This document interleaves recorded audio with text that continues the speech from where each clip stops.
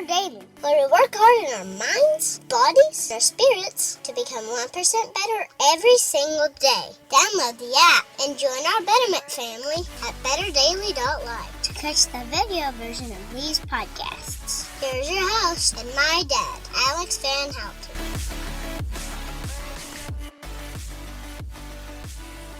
What is up, Betterment family? This is Alex Van Houten in Better Daily Live. Happy Wednesday. It is Winsday, and on Wednesday we celebrate our wins as a community on your 1% better journey. So if you have a win to celebrate with us, whether you're catching us live or you're catching the replay here in the group, then please tell us what is it that you're celebrating so we can give you a high five here in Better Daily. Our wins don't have to be huge. Sometimes we have huge wins. Sometimes there are big things that happen in life and you're like, this is awesome.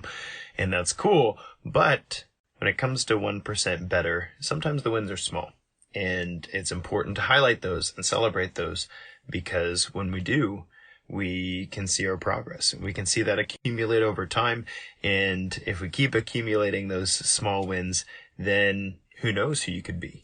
If you could become 1% better every day. And as we do on Wednesday, I want to share with you a positive review from our shortcast. If you have not reviewed our shortcast, there's a link, or if you're catching it on your favorite podcast player, you can just click review and do so. Leave us a 5-star raving review and tell us what it is that Better Daily has helped you with in your journey. So VA Inkling says 5 stars, accessible. Coach Alex is so knowledgeable and yet accessible with practical information for everyday dudes like me who haven't been exposed to the fundamentals of exercise and nutrition. Not to mention, he's a great man, son, brother, husband, and father to boot. I appreciate that. If you're a VA Inkling, because, it's hard to tell who's who on these Apple podcast reviews. If you're a VA Inkling, shoot me a message and let me know that I highlighted your review, because I have something special to send your way. So today's Winsday is a little bit different because I have some supplemental material for you. Every once in a while on Wednesday, I'll share maybe an old interview that we've done, or a topic that's relevant to what we're doing. And not today. I wrote this a little while ago, but I'm sharing it today. I haven't publicly shared the audio recording of this. Today I'm going to share with you something that I wrote after catching the biggest fish I've ever caught in my whole life. And this is important to me because, it's important to me for a few different reasons, but I'll let the writing speak for itself. I don't want to dive into that too much. I'll let the writing do its thing. But I found this to be a message to me. And in writing it down, I feel like it might be a message to you as well. Something we were talking about last night. This is a win in the week for the Betterment Company and Better Daily. Last night we got together and we discussed Ecclesiastes as a group, and we prayed as a group, and it was awesome. And one of the things that I believe Janet said, and I think Katie echoed it as well in our discussion, we were talking about when we feel awe, A-W-E, that the fear, quote unquote, the fear that is also something of wonder. It's like a positive fear. It's not like your fear of ants or spiders or fear of heights. It's like this thing that orients you and puts you in your proper place. It's humbling and exciting at the same time. It's fascinating and wonderful and a little bit scary at the same time. That's what awe is. And we talked about that, and one of the things that Janet said and Katie echoed was there are things in life that happen and it feels orchestrated just for you. And all the pieces come together in a way that feels like only God could do that. And only God could do that just for you in the very special and unique way that it happened just for you. And this is one of those instances in my life. So I hope you'll enjoy this recording. I'm reading something that I wrote following this experience, and doing my best not to break up too much while reading it. And I hope it's impactful to you, because I found this to be one of those moments of awe in my life, and I tried to capture it on paper.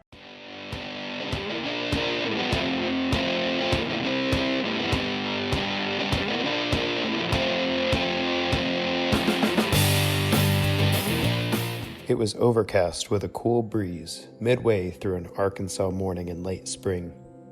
The dragonflies were dancing on the water as the turtles swam by, lazily feeding on the minnows that strayed from the shore. The way those baby brim move on the algae-filled water's edge, you'd think that water was alive.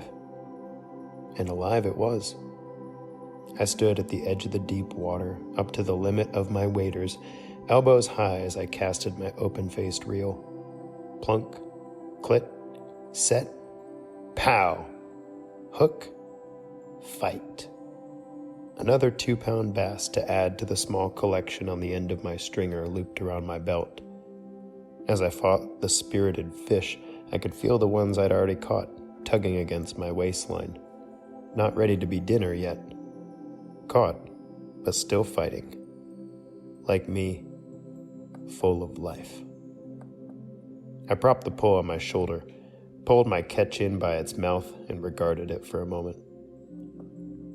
Another muscular largemouth bass, dappled forest green with hints of blue and yellow, smooth and powerful at around 2 years old, an intrepid hunter to behold. And a fun fish to catch. This was my 12th caught this morning, and given its size, my 5th to keep. Those 1/2 pound to 3-pound bass make great eating without interrupting the food chain. A dusting of flour, a bit of butter, and lemon, sweet, humble, and satisfying. I was just finishing for dinner. And I was praying. The sky was a deep cerulean in between the cotton candy clouds. Fish hit a flashy rooster tail better when the bright sun isn't reflecting too hard on the pond's surface, and my prayers rise best to heaven in hungry solitude and peaceful expectation. Lord, do I need to make any major changes right now? Business, fatherhood, husbandhood, ministry, manhood, and discipleship. It's a lot to juggle. Sometimes it feels like I'm being a good steward with my blessings, playing the best game with the hand I've been dealt, bearing up forthrightly under the burden that is mine to bear. But sometimes, let's just say I can sympathize with the 2-pound bass caught on the stringer, a small fish in a big pond, chased something shiny against his better judgment, struggled against the inevitable consequences, trapped and hopeless in the fight to not be chopped up and eaten for dinner. Broad indeed is the way that seems right to a man, and easy is the road that leads to destruction. Am I doing everything I need to be doing right now? Is there anything big or small that I need to stop doing? Waiting for his answer, I cast a few more times before heading back home. 5 good-sized fish is enough for dinner, and the sun is starting to break the clouds up. I thread my finger through the line, click the line catch open, a quick flick of the wrist, and release at the apex. The lure soars 15 to 20 yards out and lands with a plunk. I flick the crank into action, and it winds, pulling the monofilament up and down with every rotation. A little action in the pole, drag on the lure, and the bass can't resist. It's a very rote, repetitive, and relaxing practice pulling the lure through the water. Pow! Jerk! The scream of the drag shakes me out of my trance as my pole doubles over and I'm yanked from where I was standing. It's like my hook snagged a propeller and now I'm fighting a boat full of people. Only I'm all alone in this pond and there are no boats out there. Something huge is on the other end of my line. Holy crap! Holy crap! More and more line is being pulled from the pole, which, set at around 8 pounds of drag, was rigged to handle the dinner-sized bass that I'd come here to catch. I yanked to reestablish my hook setting and start to fight the monster. I've never felt anything so massive on my fishing pole. What in the world is on the other end of this line? Don't you break my line. Stay on there. What the hell? Come here, you crazy thing. Get back here. Don't you dare break my line. Stay on here. I start a steady stream of unconscious out louds as my internal dialogue ends up on my lips. I look at my phone in the chest pocket of my waders. I would love to have this on video, but I decide I don't have enough hands to fight this thing and document the action. I guess it's just me and you, Mr. Mongo Fish. I pull and reel and struggle and watch. It must be a huge turtle, or maybe a stubborn catfish. The way it's fighting, I wouldn't have been surprised if it was a juvenile alligator. I mean, this is Arkansas, and just about any animal is fair game around here. 12 yards away, I see a flurry as it surfaces. It's almost eye level as I'm still wading in the water up to my chest. Oh my God. It's the biggest bass I've ever seen in my whole life. Its head is big enough to swallow one of my backyard chickens whole, and its dorsal fins, usually small in a bass, stand a solid 6 inches above the surface of the water. It's about as long as my 3-year-old is tall. Jesus. The hair is standing up on my arms and neck. My eyes are as wide as I can open them. Awe grips me entirely, and my heart is racing. And, despite the moment, I start belly laughing. Holy freaking crap! My interrupted angler's composure gives way to a hysterical, childlike excitement.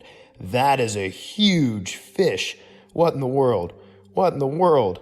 It dives, tail slapping the water like a freshwater whale, and my drag screams again, ripping through 10 yards of line as it wrestles the lure in its giant mouth.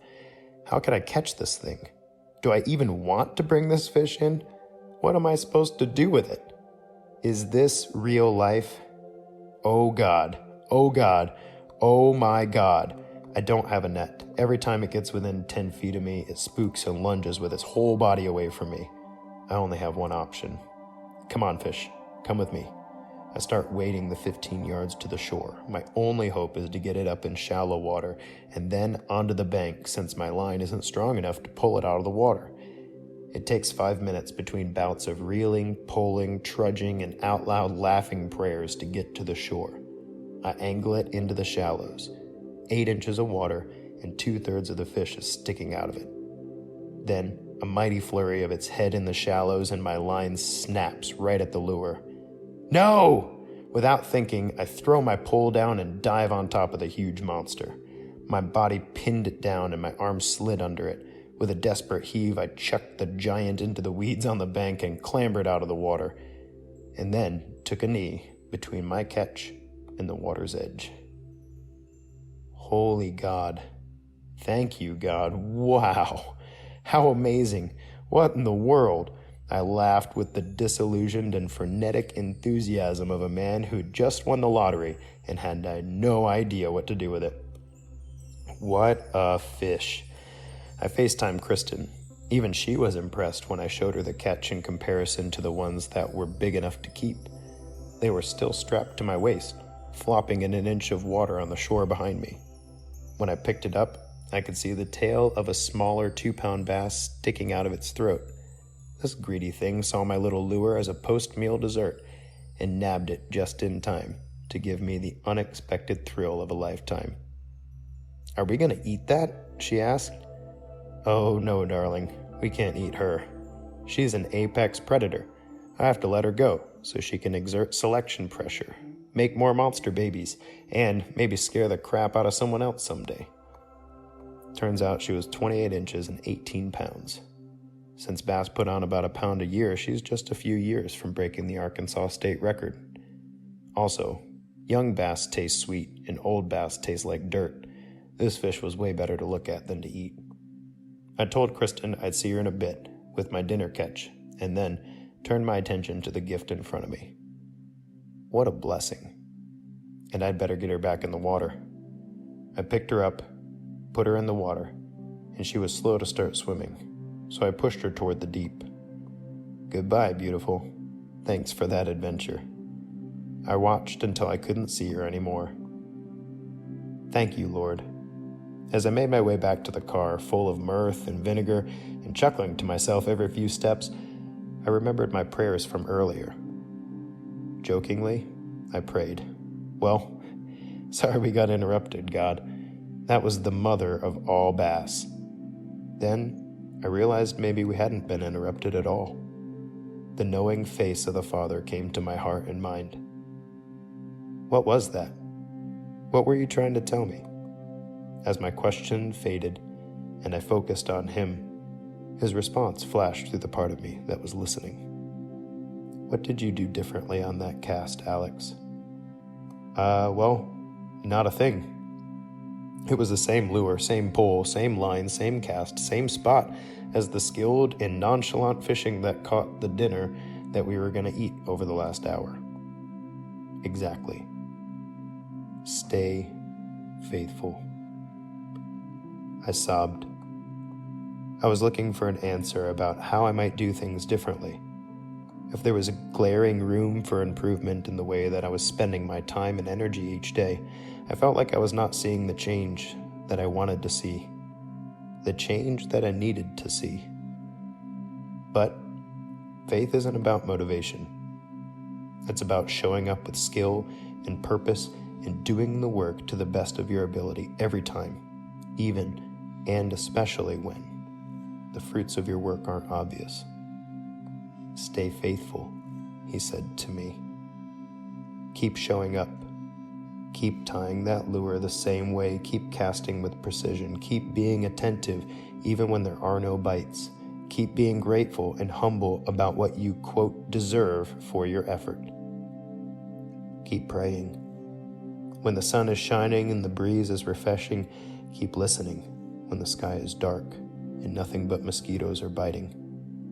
Keep waking up early and loving hard and making dinner and balancing the books. Keep moving when it hurts and loving when it's unnoticed and doing the right by others even when they don't deserve it. Keep taking the steps you know are right and good even when you don't know where they are leading or why God is asking you to walk there or how you're going to keep finding the strength to move forward. Stay faithful, God said to me. And I don't know where he's leading most of the time. The narrow way that leads to life is a winding and difficult climb. But today, he led me by the still water. And I showed up with a little faith and oversized waiters, and he provided, as he does, dinner for my family and an increase for my faith on the road to life abundantly.